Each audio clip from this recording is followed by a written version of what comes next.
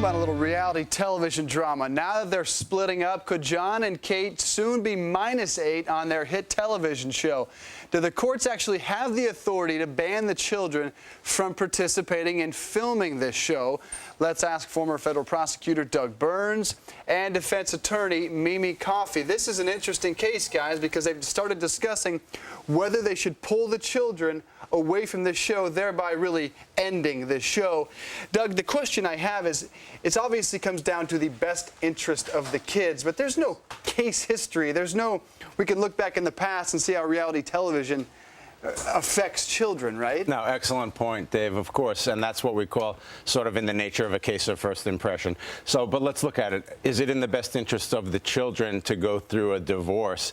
There was a recent filing publicly on television. You remember the movie Ed TV? Sure. They put their lives on television 24 hours a day. That was a movie, Doug. Yes, this is real life. Good point. But joking aside, I think the argument can clearly be made, particularly if it's an acrimonious divorce and particularly if there are custody issues.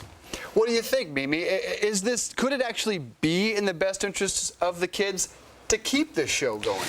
I believe you're correct about that, Dave. First of all, we're talking about the finances. This is how Jon and Kate make their living. And this is a pretty good living in terms of the future for the children. Psychologically, instead of these parents going off to work, they get to spend their jobs, spending their time with their children culturally, psychologically, vacations, special trips. Okay, let's close down the bounce house and let's have it all for the Gosselin children. Yeah. This is a good experience for the children, and it's financial security. Doug, it's a good point. Their job is being with their children. I got to tell you, Jon, America may love him, but he's not going to be a talk show host tomorrow. Not a whole lot of personality with this. And the other gal, I don't know if the book's going to sell real well when she's giving marital advice. So this is how they support these kids. No, Mimi makes a very good argument, of course. However, I think the 6 children are 5 years old, so let's not, take our eye off the ball. Is it really good for 6 5-year-olds?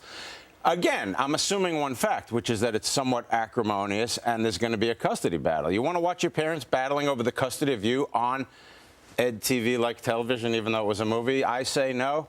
She says yes. I don't know. Let the viewers decide. Last word on this.